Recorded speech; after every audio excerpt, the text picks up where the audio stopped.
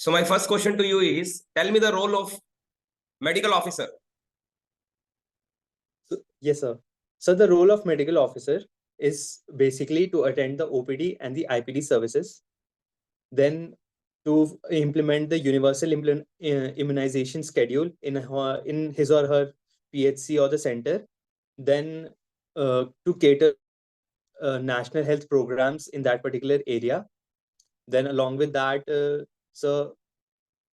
educate the people about the family planning services which we can provide to them.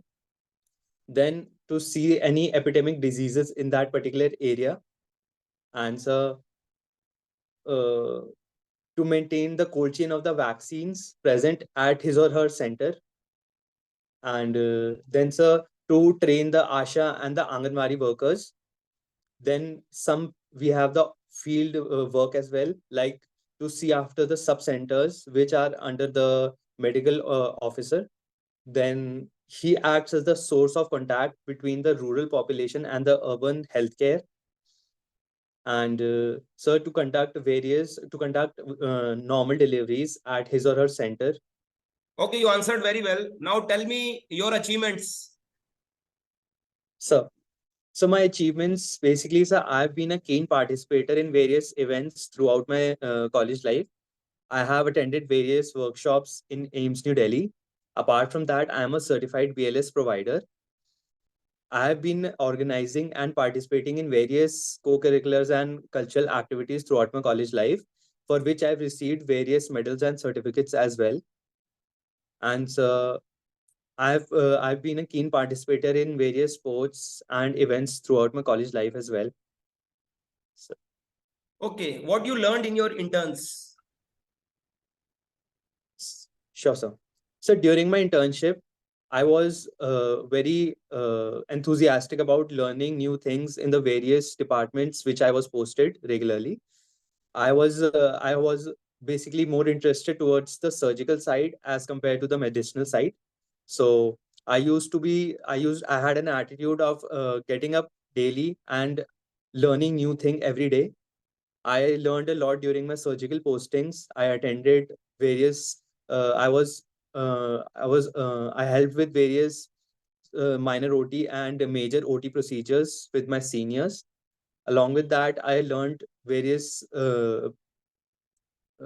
life-saving methods in my anesthesia postings, like the basic life support and the advanced trauma life support systems. Along with that, we were posted for 3 months in the field. So I learned how to deal with the OPD patients during that time. We were also posted in a female hospital during our field posting. So I got to know about the management of various female healthcare services during that time. I could educate women about various family planning services. I could make them aware about the kids if they had any infections and all that stuff. That's it, sir. Wonderful. Okay, you told that you have worked in OT and others. So tell me the suturing types and its techniques. Sure, sir. So basically, we have various suturing techniques. From the starting, we'll go from basic. We have mattress sutures. Mattress sutures is of two types. We have horizontal mattress sutures and we have vertical mattress sutures. Normally, if we have any wound, so we prefer horizontal and vertical mattress sutures. The basic suturing technique implies that the length of the suture is twice the depth of the suture, and when we take the needle, it should be 90-degree perpendicular to the skin surface, and it should come out equally at the opposite side from the other side. And while we are suturing, we need to maintain aseptic precautions. Then apart from horizontal and vertical mattress sutures, we have subcuticular sutures, which we use for basically which are cosmetically better, where our sutures are not visible, which we use for cosmetically purposes, like for areas like the face and various other body parts. Then apart from that, we have certain techniques which we use for holding certain structures, like in place or when we are placing any intercostal drainage tube, we use purse string sutures. We can use them in other places like cervical circlage when the internal os gets incompetence. Then also we can use a purse string suture. Apart from that, we have, sir, various knots as well in suturing. We have to care about that as well. The most important, the most effective one is the surgeon's knot, which does not slip away. And the one which gets slip away is the granny's knot. We have to make sure that whatever knot we are tying, it should be tight enough so that it doesn't slips away. And that's it, sir. Okay, tell me the types of fractures. Yes, sir. So there are various type of fractures depending upon the site of the bone and the which bone is involved. Like we have a fracture when we consider the humerus. We have the fracture of the shaft of humerus. Then, if we consider the trochanters, if we consider the condyles, we have a supracondylar fracture in which the 3-point horizontal bone relationship is maintained. Then, if we have a fracture involving the condyles, it is an intra-articular fracture. That is, it involves the joint as well. Then we can classify various joints, various fractures into various types as well. If we classify the fracture for the humerus, we have Salt and Harrison type of fractures. If we classify the fracture of the femur, we can have neck of the femur fracture, shaft of the femur fracture, head of the femur fracture, depending upon the site where it gets fractured. Mostly we have the neck of the femur fracture in old age persons, and then we have shaft of the femur, but the shaft of the femur fracture is very less because femur is the strongest bone of the body. So fracture of the femur is very, very less likely to happen. And that's it, sir. Okay, tell about immunization schedule. Yes, sir. So basically, in our country, we follow the universal immunization schedule that is given by the the Family of Health and Family Planning Welfare. In it, we have various vaccines which we give at various durations, starting from birth till up to 6 years of age. Usually, we follow. Apart from that, the immunization schedule not only covers the newborn infant, it covers the mother as well, in which we give two tetanus toxoid doses to the mother if she's having the first pregnancy, and if it's within 1 year of if she's having a delivery within 1 year of the previous child, then we only give one booster tetanus toxoid. Apart from that, universal immunization program for the child, newborn, we give at 0 days, that is at birth. We give the BCG vaccine. Then we give the OPV vaccine, oral polio vaccine, BCG vaccine, and we give the Hep B vaccine, hepatitis B vaccine. Then after that, we give the OPV 1 to 3 doses, measles rubella 1 to 3 doses, which we give at 3, 6, and 9 months. Then after that, we have this pentavalent vaccine 1 to 3. It consists of the measles, rubella, and it consists of Hep B, measles, rubella, tetanus, and Hep B. So it contains the 5 vaccines. After that, we have the IPV vaccine, which we only give at 14 and 9 months. Then after that, we have the 6 and 8 months. We have the hepatitis. We have the measles rubella vaccine, and then we have the vitamin D at from 9 months till 6 months of age every 6 months. Apart from that, we give Japanese encephalitis in only the endemic region, that is the eastern UP, Bihar, and that region. Yes, sir. Okay, you answered well. Now tell me about hepatitis and its types. Yes, sir. So basically, hepatitis is an infection of the liver in which it leads to the inflammation of the liver cells. It can be acquired via various sources. Like basically, the source of contamination is basically it's a various type: hepatitis B, C, D, E. The most common is the hepatitis B, which we acquire through blood transfusion, infection with bodily fluids such as saliva, infection of blood transfusion, then through vaginal or seminal fluids.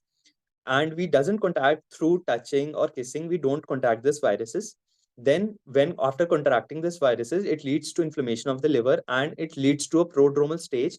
In the early stages, we don't have much clinical features. The viruses in the latent stages in the people, Then slowly, after a certain period of time, it starts causing infection, and it starts involving the liver and other various organ systems, and causing various signs and symptoms in the individual.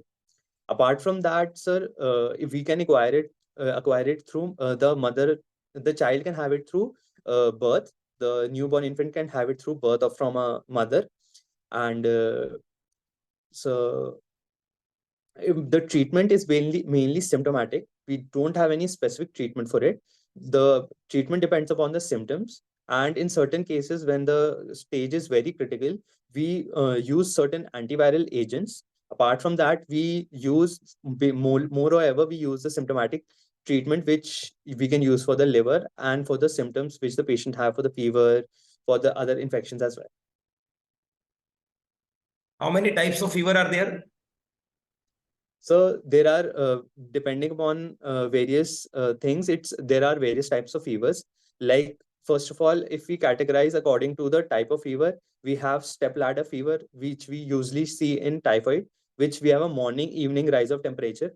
Then we have a step ladder fever, and Okay, you stated that you are BLS certified. So yes, sir. what you studied over there that differentiates in your working? Sure, sir. So basically, normally most of the medicos are aware of the basic life support system, but being a BLS certified provider, we were first of all taught on dummy models how to implement the basic life support system. Then, apart from that, we had got the chance to give CPR and various stages of the basic life support to patients in the trauma ICU as well as the anesthesia ICU. So I have given CPR and basic life support to implemented it on various patients on the field as well as off field. So I have a better experience and a better exposure. I have learned from experts. So I have a better exposure and a better understanding of the various things, not only on a dummy but on the real patients as well. That gives me a better edge than the other colleagues of my same cadre as well. Okay. Yes, sir. Can you classify anemia? Yes, sir. Sure. So, anemia. For men and women, you can classify. So, yeah. Okay.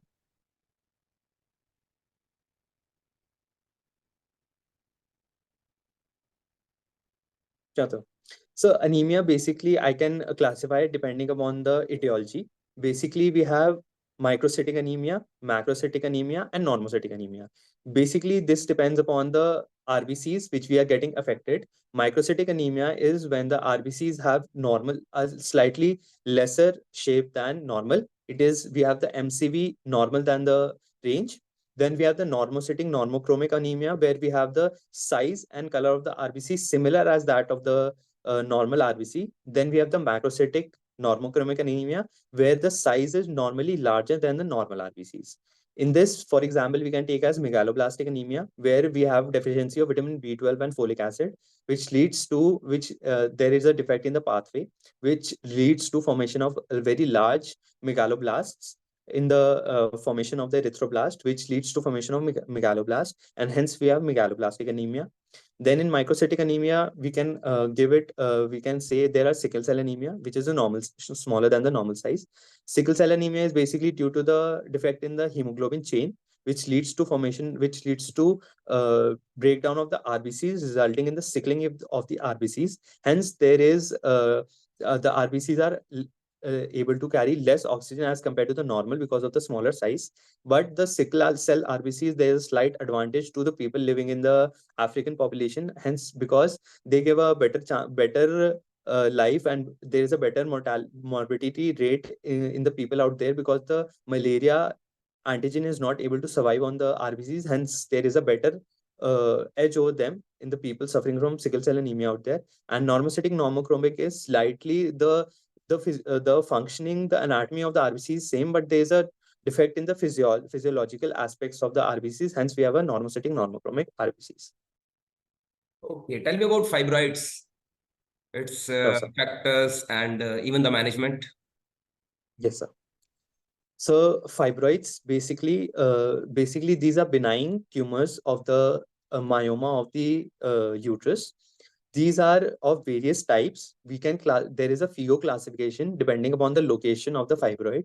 When we have a submucosal, subserosal, and an intramural fibroid. When it's less than 50% of the inner layer of the uterus, then there is more than 50%, and then it's more than 50% of the outer layer. Depending upon the involvement, we can divide into various types. Depending upon this, we have the classification. Then fibroids are basically benign tumors. Clinical features we have in this, that is, patient may present us with painless bleeding. The patients do not have much signs and symptoms. Sometimes there is chances of difficulty in conceiving. Sometimes the patient presents to us during the after conceiving, when she is 2 to 3 months in the pregnancy phase, in her first or second trimester, when she has some difficulties because the leiomyoma or the benign fibroid interferes with the growth of the fetus in utero. Then for management, we just need to follow up the patient. Most of the fibroids regresses with age. We don't need to, as long as it doesn't hamper us or it doesn't cause any problems or it doesn't turn malignant, we can give the patient symptomatic treatment. And for management, if there is any patient is having symptoms and it is interfering with the patient's lifestyle, then we can go for medical as well as surgical management. For medical management, we can give her tranexamic acid for any bleeding.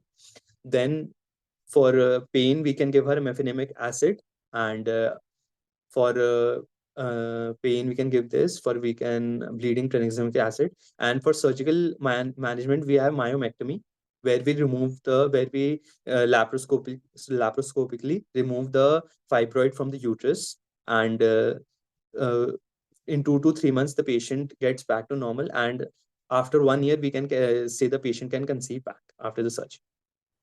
Okay, speak on varicose veins. Yes, sir. So varicose veins. So basically, our body has a venous system, venous channel, through which the deoxygenated blood gets traveled back to the heart. And as our limbs are, due to gravity, our lower limbs, they have large venous channels, and due to any certain causes, it can be inheritable or it can be any autoimmune causes, or due to long standing patients with who have certain professions have in which they have to stand, the perforators and the channels, they get defected and they are not able to transfer the blood from the peripheries to the heart back. Hence, there is dilatation of the venous channels, and the valves get incompetent, and there is pooling of the venous blood in the veins, which leads to enlargement of the veins. Hence, uh, as long as the patient doesn't have any signs and symptoms, we can just give them symptomatic management. If the patient has any starts having pain, limb claudication, that is pain during rest or pain during walking, then we have to go for surgical management. For surgical management, we usually go for we strip off venous channels, and then we after removing the channels, the perforators develop alternate channels through which the venous blood can be traveled back to the heart. Hence, we remove the visible venous channels, and the perforators and the side channels help in transferring the venous blood back to the heart. That's it. Uh, Types of myocardial infarctions, am I? Sure, sir. So basically, myocardial infarction is decreased blood supply to the muscles of the heart, leading to death of the heart muscles, leading to a myocardial infarction. It can be further divided into non-ST elevation myocardial infarction or ST elevation myocardial infarction.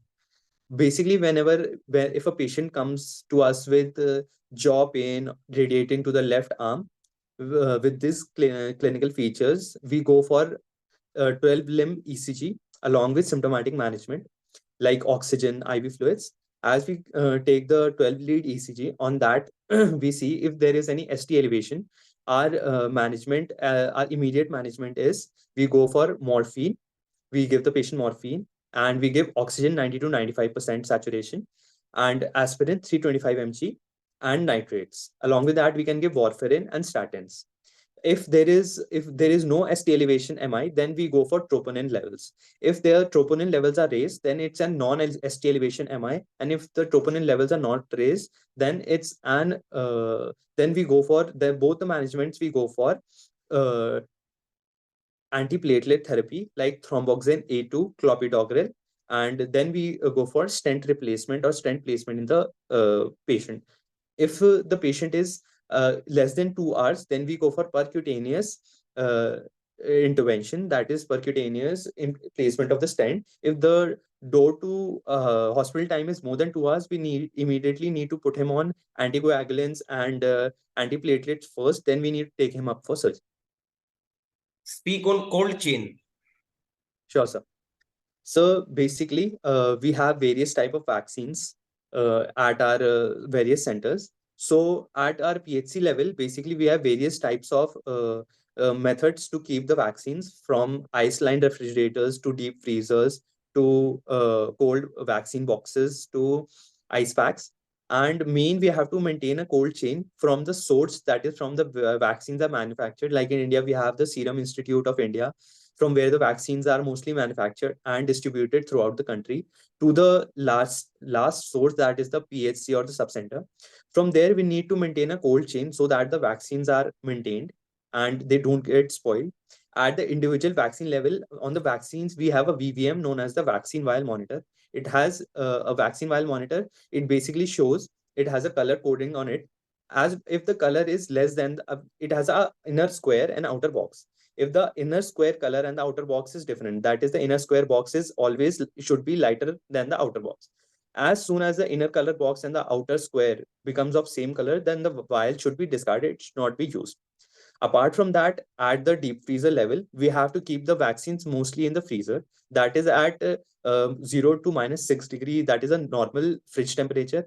And apart from that, certain vaccines we need to keep it at very low temperatures, around -20 degrees centigrade. That can be kept at a deep freezer. So the vaccines which need to keep it at a lower temperature, we keep it on the lower side of the deep freezer, and the vaccines which we need to keep around 0 to -6 degree, that is normal fridge temperature, we keep on the upper layers of the deep freezer. Along with that, we have a meter which always looks at the temperature of the deep freezer, so that in PHCs, if there is any electricity supply shortage or there is no electricity, the refrigerator can maintain up to 24 to 48 hours of the temperature on cold temperature on its own. Hence, along with that, the temperature monitor on the outside can be read by a lame person. If any expert doctor is not present at the hospital, the normal person seeing and giving the vaccines to the various people can identify and look for if the vaccines are kept at a proper temperature or not. Yes, sir. Sir, not audible, sir. Okay. Glasgow Coma Scale. Yes, sir. Sure, sir. So basically, the Glasgow Coma Scale is basically used for assessing a patient's ability to, if he or her has had any injury or any road traffic accident, we need to assess the patient's score at that time. It tells us how much the patient is responsive. So it is a generalized score used all over the world to tell how much the patient is responding. It is divided into three parts, and including one more, which is a newly added score.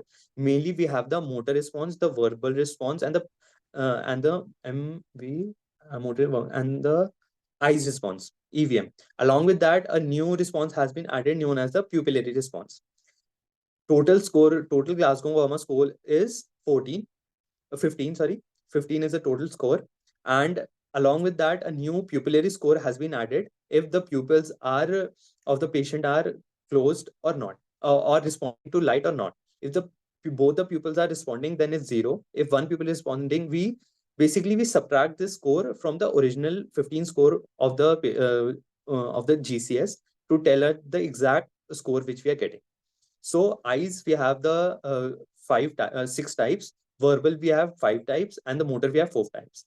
And on totaling, we get 15. And apart from that, 2 is for pupillary response if we add or subtract. 15 to 12 is a normal. Then if we come lower than that, 12 to 8 is slight, patient is slightly not responding, and less than 8 is completely not oriented to time, place, and person, and immediately needs ICU care.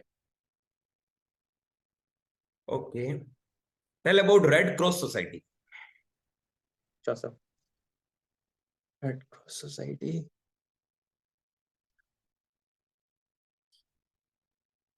So I need to study about it.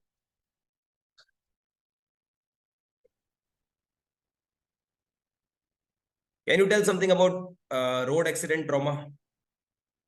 Yes, sir. So basically, in India, road traffic accidents are one of the major causes of death throughout the country, owing to such large highways and roads. With people traveling so much, we have a large number of road traffic accidents throughout the country. The government has developed various measures to control it, but still we have a large number of mass casualties catering to road traffic accidents. So we have various response schemes as well developed for road traffic accidents, so that people can, as soon as there is any road traffic accident, they can be immediately referred to any nearest center as well. The government has implemented various schemes like introduction of all 4 to 6 packs compulsory airbags in cars for the proper safety. Various road traffic measures are there to for the safety of the people. Apart from that, people having road traffic accidents are a major source of mortality and morbidity in our country. There is a large number of head trauma cases catering to the road traffic accident in our country. Hence, we have various scores for people having any road traffic accident to check their what is the status, like the Q-SOFA score, Glasgow Coma score, this Coma scale, and the revised trauma scale. For that, the government has also introduced like the basic life support. For people should be aware of the basic life support, so that anyone in need of accident or any need of there, we can give to them. Then any responder team available is there, so they give the advanced trauma life support. And in this earlier, our focus was mainly on the airway, breathing, and circulation. But now there is more emphasis on the stability as well. That is a cervical component.